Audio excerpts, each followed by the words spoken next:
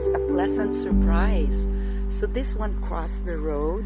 In the university, it's now going to the direction where there's not a lot of people. Wow, this is a pantut or a skunk. I should be away at least, I was told, 60 feet away. If they don't feel threatened, then it's okay. I'm almost at Echoes of rivers 15 feet away. waving their lines.